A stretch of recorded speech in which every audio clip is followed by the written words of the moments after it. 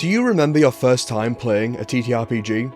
I do. I was quite disappointed, but it was more down to the group that I was in, but it made me want to do it myself, to be the GM, and all my life I have loved to create, so when I would play the games over and over and over again, I felt like something was missing.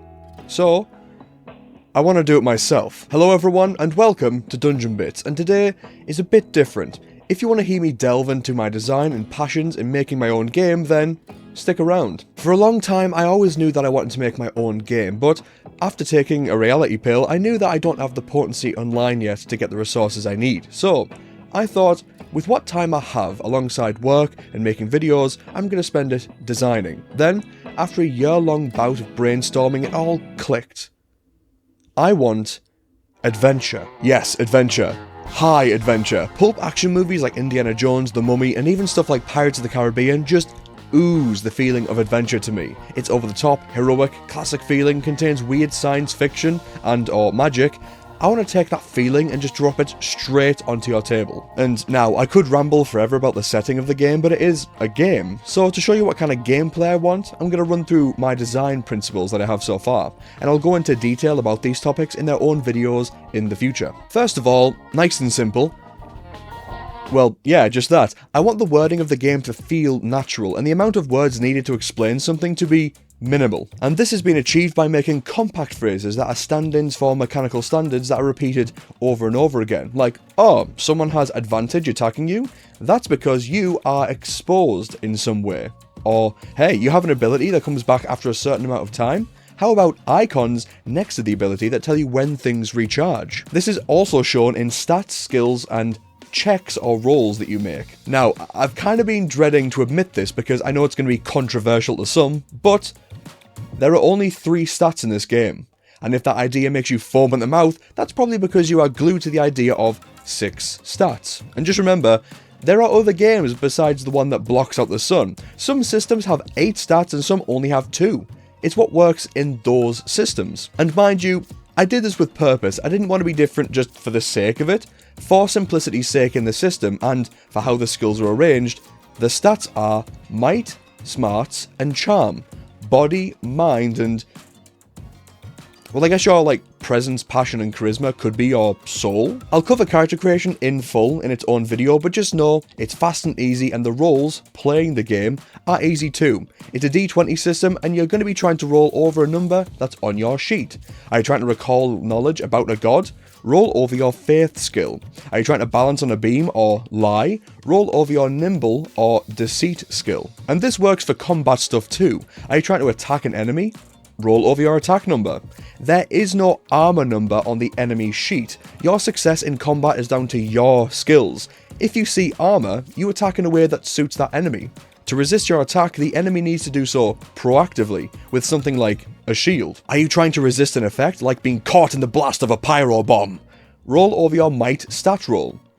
There's not another section of your sheet devoted to stuff like saves. If you want to dodge, you don't need to find the dodge number. No, your might stat tells you that your might is 6, so why would you need another box saying, my dodge, which is my might, is also 6? Every decision I have made in terms of what stats you have, what you do with them, and the character creation process in general, was rooted in a desire to make making a character simple and playing them also simple. I don't want to have to say to you guys, okay, it's easy to play, but hard to make a character, or it's easy to make a character, but playing the game feels like an intricate nightmare, so both are simple and fun. Speaking of combat, you may have heard that I have opinions on combat orders. Well, I want to design the game around making combat engaging, fast, and dangerous. Unless your team works together and plans, things are going to go bad. At this stage, I'm thinking that there's going to be only 2 turns, the allies and the enemies. Doing this can end up with one side smashing the other before they can even say, "What are you doing, step bro?" But this is intentional. Catch the enemy by surprise and you definitely go first. So stay alert, stay engaged, otherwise you might be the one getting ambushed. In brief testing, this kind of combat is engaging and encourages strategy, and is very fast. To aid this, I have arranged what your character can do with different kinds of actions. Every player character has a main action, or MA for short, and 2 rushed actions, or RA for short. An attack oftentimes uses your main action. So what do you use your 2 rushed actions for?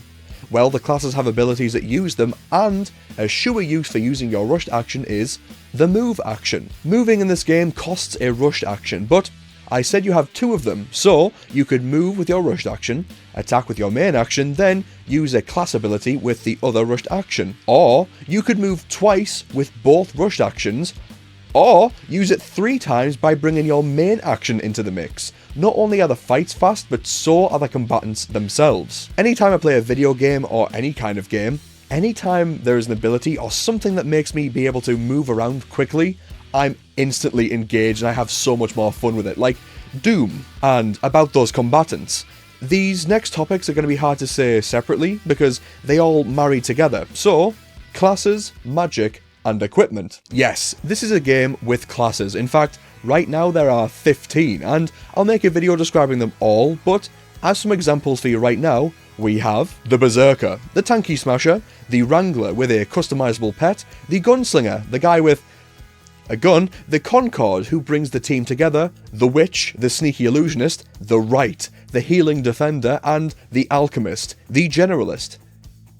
Yes, because in the desire to make a game that feels packed with adventure, there needs to be challenge and threat. So to have that, each class is a specialist that does one thing very well. For example, the Berserker gets harder to kill the more you kill them, but they can't heal or create illusions on their own. They need to work with their team to overcome a challenge using their combined skills. But the Alchemist is a generalist. Yes, the Alchemist is one of the few that can do a lot with their strange access to magic, but to do so, they need to perform actual rituals that cost actual time. So, while the Harbinger is a specialist that can instantly create balls of fire, the Alchemist can destroy, conjure illusions, heal, and other things after a ritual or crafting some sort of alchemical item. And speaking of items, when you have specialist classes and not classes that can solve everything with spells, equipment actually matters. Planning, inventing, being creative with what you have is the essence of the improvising minds of action heroes, MacGyvering solutions when all you have is an unripe lemon and a pencil. Being a specialist means that in the group, you excel, you're an expert, and you are awesome with one thing. You take a rule of the game and break it and overcome it, like the Berserker epitomizes one part of design that I absolutely love. Heroic hit points. When you reach 0 hit points in this game, you don't die or go unconscious because how fun is that? Instead, like Boromir from Lord of the Rings, you start dying, which means you move half as fast and your rolls are at disadvantage. While dying, you can stay alive for 1 minute or until your number of heroic hit points are depleted to 0. You start your day with half as many as your actual hit points, but here's where it gets better. When you kill an enemy, you get to roll your hero die, which starts as a d4, and when you roll, you gain a number of heroic hit points equal to the result. And this can go over the amount that it starts at. So, as a result, by being valiant and taking down enemies, you get more of these heroic hit points. You also get them from being, awarded for doing good roleplay and unclogging jams in play, so you don't just need to become Doom Guy to get them. You can spend these points to regain health instead of something like hit dice when resting, and when you get more, it essentially means you can take more damage while dying. I absolutely love this design, but I love that the Berserker completely breaks it, because everyone is already keeping track of their health. The Berserker, first of all, gains bonuses the lower their health is, like more damage and moving faster, and when dying, they don't slow down or make rolls with disadvantage. In fact, at later levels, they gain advantage on attacks while dying, since they're in a state of savage desperation. I'm thinking about calling this game Sanctum, because I love one-word titles, and it also is an answer to the call of adventure that a dungeon or a tomb invokes. Treasure, danger, and of course, monsters. I want the monsters in this game to be simple to use, but have ways to let the GM be tactical. Also, as I talked about in my video on making monsters threatening, the monsters are arranged into 3 tiers, so when someone mentions summoning an otherworldly entity, it actually carries weight because those are not low-tier beings. I have so many ideas for system-unique monsters and, of course, reimaginings of folklore monsters and cryptids because you know I'm putting Mothman in this game. And with that, Any more design is going to feature in its own video in detail in the future. I think at one point I want to design live with you so I can get feedback on ideas, because everything I make, I pretty much have like no feedback on whether it's dumb or spellbinding. And dumb until it's out there. So it'll be cool to consult the many magnificent minds out there to do the Roman Emperor thumbs up and thumbs down. I know that was like a lot of design stuff just coming at you hard and fast, but I hope that by listening to me run through these things, it's like a first step towards this whole creation. And I hope that it's you also being interested in coming along with me for it. I'm Ellis. Leave a like to help out the channel and check out the description for my socials and products. And don't forget to subscribe to keep up with Sanctum. Also, until the game comes out, click the video on screen to make any monster in your games threatening and fun. I love you all, and I'll see you next Saturday.